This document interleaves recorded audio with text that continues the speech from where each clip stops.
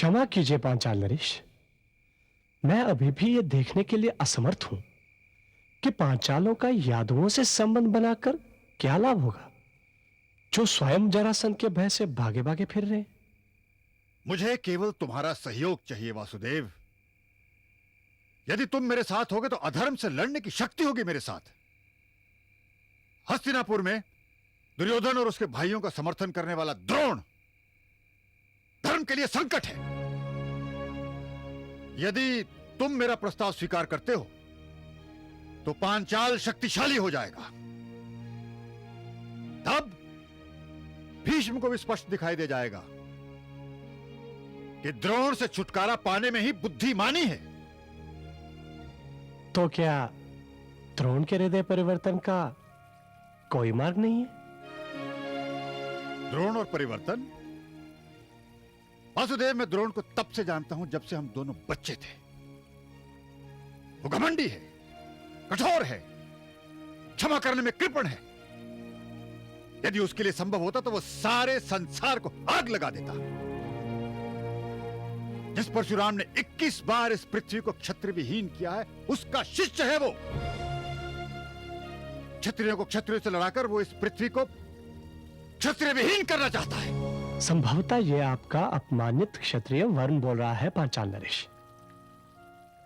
दुष्ट से दुष्ट व्यक्ति के अंदर भी कहीं ना कहीं, किसी न किसी कोने में कोई ना कोई सद्गुण तो अवश्य छिपा रहता है।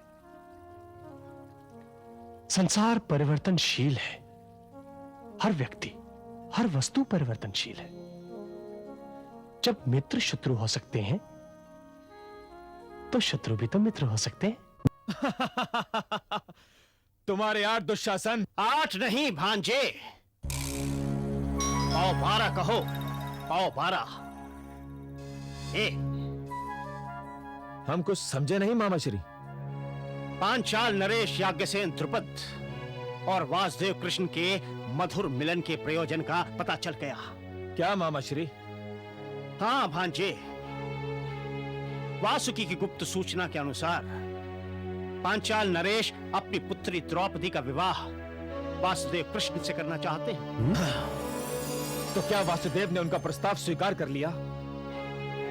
इस प्रश्न का उत्तर तो हमें कुछ दिनों में अवश्य मिल जाएगा भांजे, किंतु चिंता का विषय यह है कि यदि वासुदेव कृष्ण ने यह प्रस्ताव स्वीकार कर लिया तो वे हमारे संबंधी होते हुए भी हमारे शत्रु बन जाएंगे। मुझे दुख है कि मुझे अभी तक आपका प्रस्ताव स्वीकार करने का कोई कारण, कोई उचित मार्ग नहीं मिला महाराज।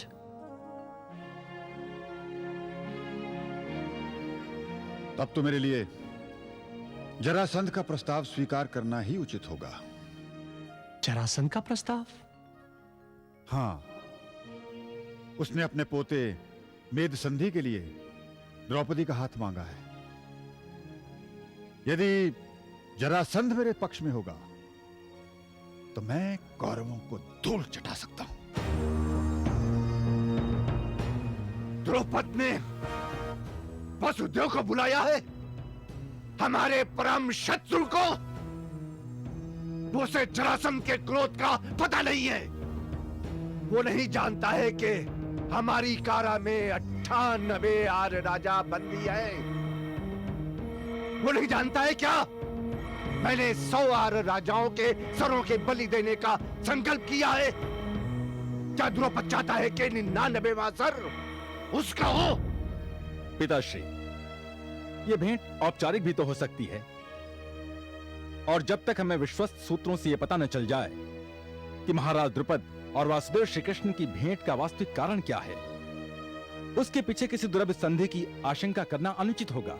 सहदेव, तुम जानते हो द्रौपद के पास मैंने उसकी पुत्री द्रौपदी के लिए मेद संधि का प्रस्ताव भेजा था, परंतु अभी तक महाराज द्रुपद ने उस प्रस्ताव के लिए अपनी स्वीकृति नहीं भेजी दादाश्री। यही तो आश्चर्य है मेद संधि। अब उसने उस ग्वाले को निमंत्रित किया है। पता नहीं क्यों आर्यावर्त पर अपने प्रभाव का विस्तार करने में यह ग्वाला सदैव मेरा मार्ग रोकता रहा है।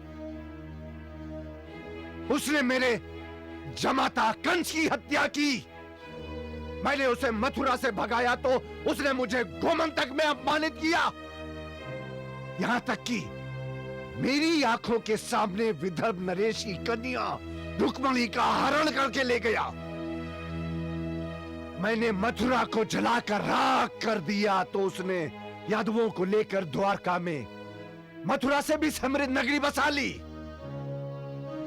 मैंने बड़े यत्न से द्रोणाचार्य के विरुद्ध द्रौपद के वैर को भड़का भड़का कर उसे विश्वास दिलाया था कि हस्तिनापुर और पांचाल के बीच युद्ध छिड़ जाने में उसकी भावी सफलता है। द्रौपद के बहाने मैं हस्तिनापुर को परास्त करके पूरे आर्यावर्त का एक शत सम्राट बनने का स्वप्न देख रहा था, परंतु ये ग्वाला नहीं पिताश्री, वासुदेव कृष्ण नहीं सहदेव, मेरा एकमात्र कंटक। महाराज, क्या आपको अनुमान है कि जरासंध से संबंध कर लेने का क्या अर्थ होगा? जरासंध के साथ संबंध विनाश के साथ संबंध है। जरासंध जीवंत अधर्म है। और तुम सोचते हो दुर्योधन नहीं?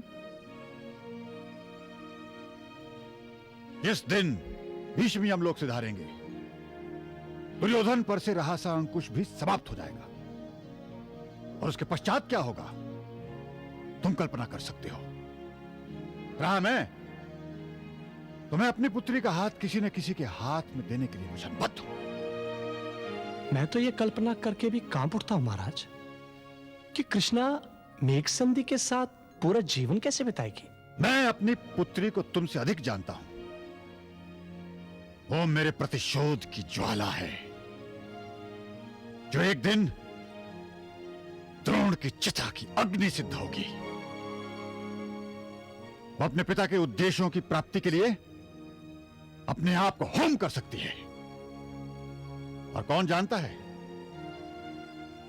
तुम ही तो कहते हो कि ये संसार परिवर्तनशील है। हो सकता है कि मेध संधि एक क्रूर और अन्यायी सम्राट का पोता होते हुए भी द्रौपदी के लिए एक अच्छा पति सिद्ध हो सकता है द्रौपदी ही उसमें यह परिवर्तन ला दे। वासुदेव मित्र शत्रु हो सकते हैं तो क्रूर दयावान भी हो सकते हैं। परंतु इसका अंत कहां होगा महाराज द्रुपद?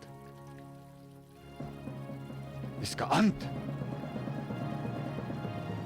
द्रोण के अंत पर होगा।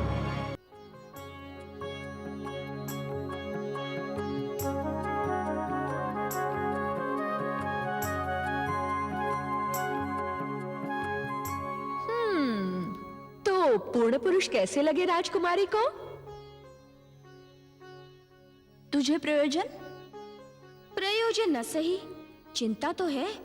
आखिर अपनी राजकुमारी का विवाह करना है, उसके भविष्य का प्रश्न है, पूरे जीवन का प्रश्न है। हाँ, वासुदेव कृष्ण ने आपसे कुछ कहा भी था, मैं ठीक से सुन नहीं पाई थी। क्या कह रहे थे वासुदेव कृष्ण? उन्होंने कहा, तुम अपनी प्रियमवदा और नितंबिनी नाम की जो दासियां हैं उन्हें छुट्टी दे दो, फिर तुम जो कहो वो करने के लिए मैं तत्पर हूं। हाय, उन्होंने हमारा नाम लिया। मुझ पर तो मदिरा के 10 घड़ों का मत चढ़ाया है राजकुमारी। वासुदेव कृष्ण के होठों पर बांसुरी के स्थान पर नितंबिनी का नाम। हाय, मैं तो गई।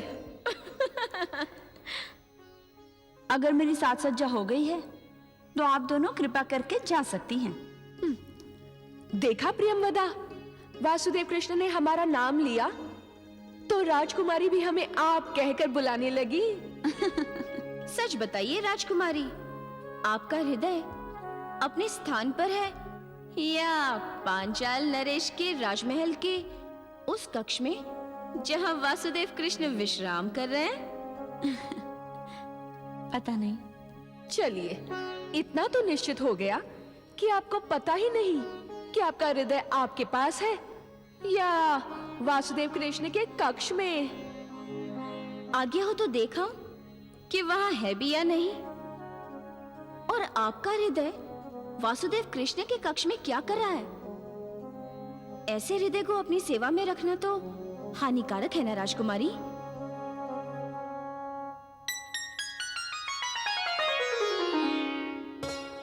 द्रौपदी का हृदय द्रौपदी की इच्छा के बाहर नहीं है प्रियंवदा। द्रौपदी का हृदय कोई साधारण मांसपिंड नहीं है कि उसे मुट्ठी में पकड़ा जा सके। द्रौपदी के हृदय को वही ग्रहण कर सकता है जिसका अपना हृदय आकाश जितना अंतहीन और विशाल हो। आपकी बातें सुनकर कभी कभी ऐसा लगता है राजकुमारी, जैसे आप आज की नहीं, आज से हजारों वर्ष बाद की नारी हैं। आपकी बातों में भविष्य की नारी की अनुगुण सुनाई पड़ती है। वो सब मैं नहीं जानती प्रियंवदा। मैं बस इतना जानती हूं कि आज या आज से हजारों वर्ष बाद द्रौपदी जहां भी जन्म लेगी यही कहेगी जो मैं कह रही हूं। मैं नहीं जानती आज से हजारों वर्ष बाद का आर्यावर्त द्रौपदी को किस रूप में स्मरण करेगा, परंतु तब भी द्रौपदी यही कहेगी कि मनुष्य के भविष्य को सुरक्षित रखना चाहो तो उसे सम्मानपूर्वक नारी के हाथों में सौंप दो, क्योंकि पुरुष केवल युद्ध देता है, स्त्री जीवन देती है। दुर्भाग्य तो यह है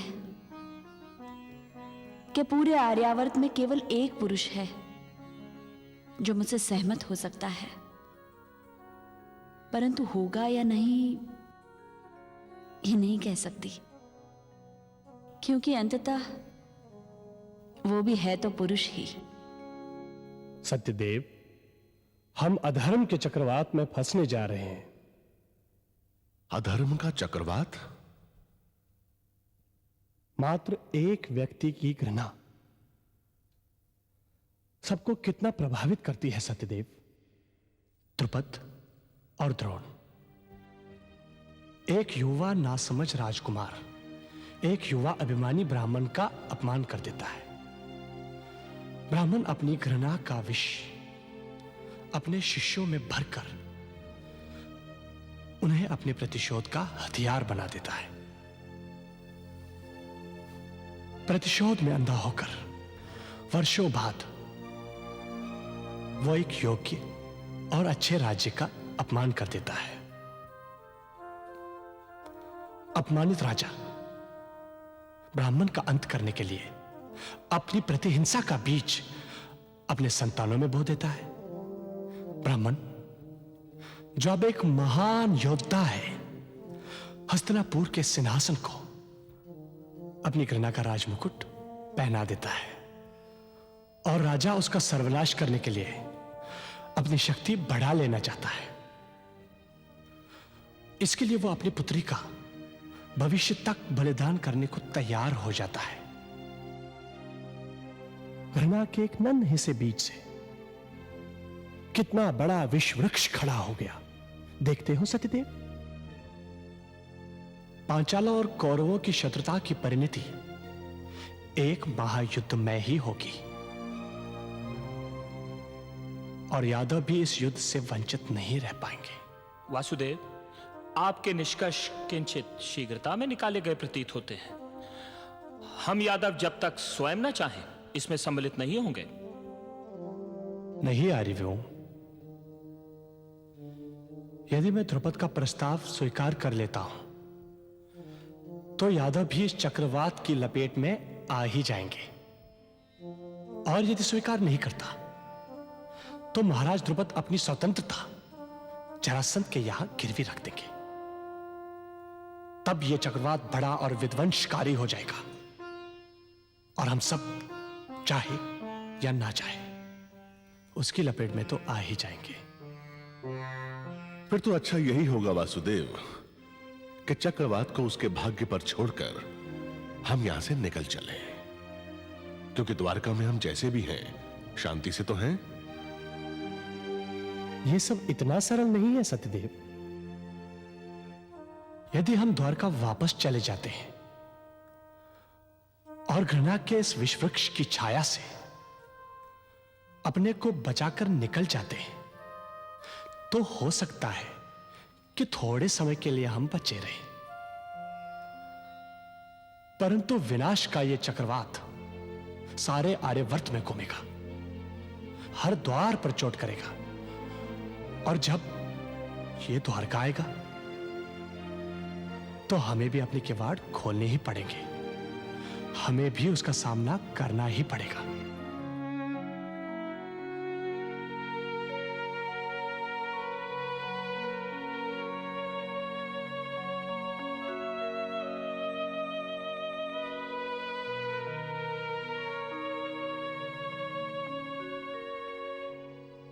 शिखंडी, दृष्टद्युम्न, भैया, तुम्हारे ससुर महाराज हिरण्यवर्मा ने अपना दूध भेजा है। किस लिए? उन्होंने संदेश भेजा है कि उनकी पुत्री अब सयानी हो गई है और अब समय आ गया है कि उनके जमाता शिखंडी आकर अपनी पत्नी को उसके ससुराल ले जाए। विवाह हुआ था तो केवल 6 वर्ष की थी, इतनी शीघ्र सयानी कैसे हो गई? आप भी तो सयाने हो गए शिखंडी भैया। चले पर नमक मत छिड़को। मेरा तो जी करता है कि मैं हिरण्यवर्मा को जाकर सब कुछ सच सच बता दूं, ताकि हिरण्यवर्मा अपनी पुत्री के अपमान का बदला लेने के लिए पांचाल पर तुरंत आक्रमण कर दे और उन्हें धोखा देने के आरोप में समस्त आर्यवर्त पांचाल पर थूकने लगे। तो फिर मैं क्या करूं दृष्टद्युम्न? तुम्हारे इस धर्म संकट का हल तो मेरे पास भी नहीं है भैया, परंतु हिरण्यवर्मा के दूध से तो मिलना ही पड़ेगा। मुझे वासुदेव की भेंट द्रौपदी से करवानी है, उसके पश्चात कोई मार्ग ढूंढेंगे।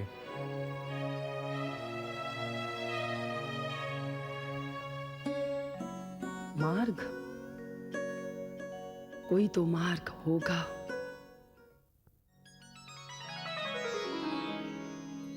शिखंडी, तुम? मैं आपसे मिलने की आज्ञा चाहती हूं। शिखंडी, अपनी बहन से मिलने के लिए तुम्हें आज्ञा लेने की आवश्यकता नहीं है। मैं आपका भाई होती तो अच्छा होता। ये जीवन भर की ग्लानि और अपमान तो न झेलना पड़ता।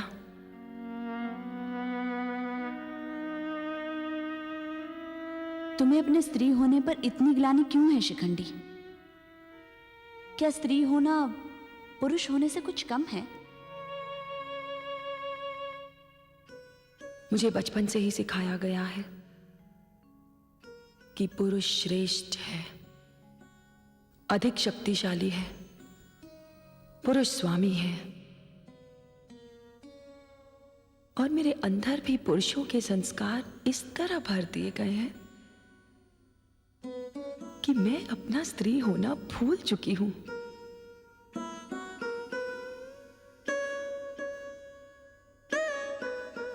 परंतु मेरा ये शरीर मुझे इस बात को पूरी तरह भूलने नहीं देता। मैं जितना अपने आप को पुरुष जैसा बनाने का प्रयत्न करती हूं, मेरा शरीर मुझे याद दिला देता है कि मैं स्त्री हूं। पुरुष मुझे स्त्रैण समझकर मुझ पर व्यंग कसते हैं और स्त्रियां मुझे पुरुष समझकर मेरी ओर कटाक्ष करती हैं।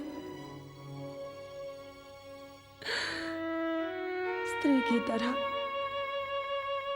न मैं पुरुष की ओर आकर्षित हो पाती हूं और न पुरुष की तरह स्त्री की ओर देख पाती हूं। न मैं किसी को प्रेम कर पाती हूं और न कोई और मुझे प्रेम कर पाता है।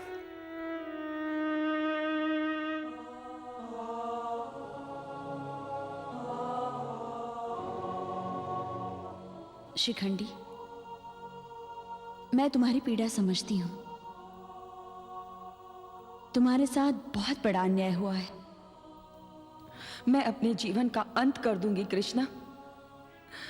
मैं ये युद्ध अब और नहीं लड़ सकती। नहीं शिखंडी, मृत्यु समाधान नहीं है, आत्महत्या पलायन है। तो मैं क्या करूं? कौन मुझे इस दुविधा, इस अथाह संघर्ष से मुक्ति देगा? वासुदेव कृष्ण। वासुदेव कृष्ण।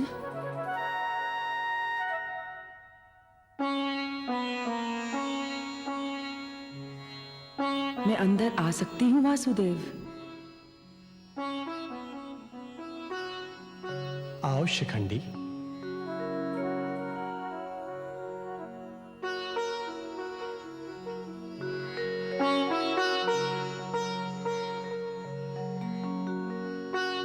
प्रणाम वासुदेव। मैंने आपके विश्राम में बाधा तो नहीं डाली? नहीं शिखंडी, जहां सब स्वीकार है वहां बाधा कैसी?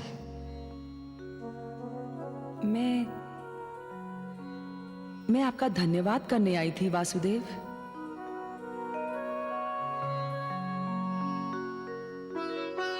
आप पहले व्यक्ति हैं जिन्होंने मुझे इतने आदर और सम्मान से देखा।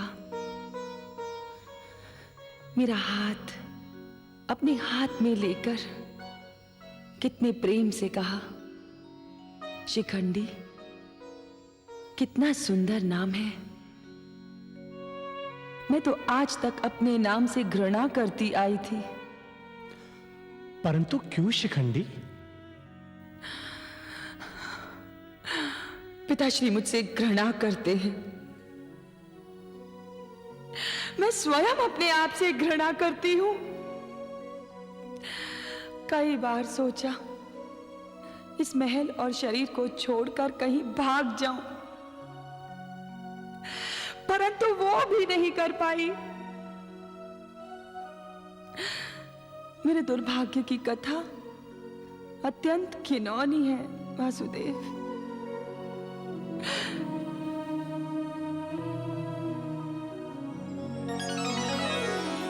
शिखंडी, आओ बाहर चलते हैं। प्रकृति की गोद में, रात के इस कोमल अंधेरे में, तारों की छाव के नीचे, रात रानी की सुगंध के बीच, चंद्रमा की पूनम भरी चांदनी की जल तरंग के साथ तुम्हारे मन की गांठें खोलते हैं। आओ।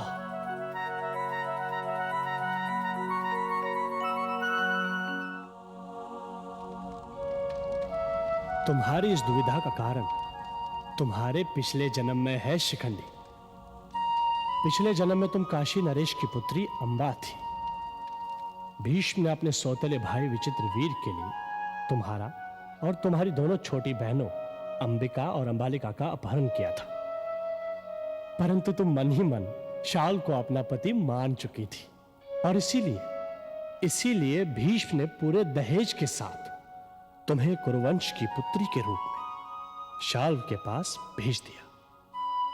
परंतु शाल्व ने तुम्हें अपरिता स्त्री समझकर तुम्हारा तिरस्कार कर दिया।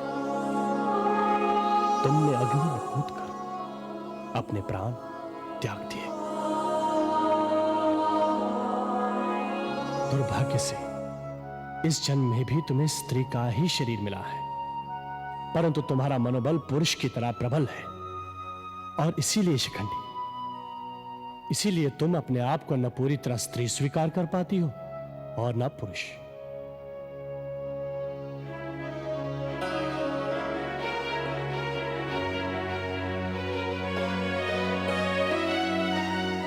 तो मेरे दुर्भाग्य का कारण भीष्म पितामह है।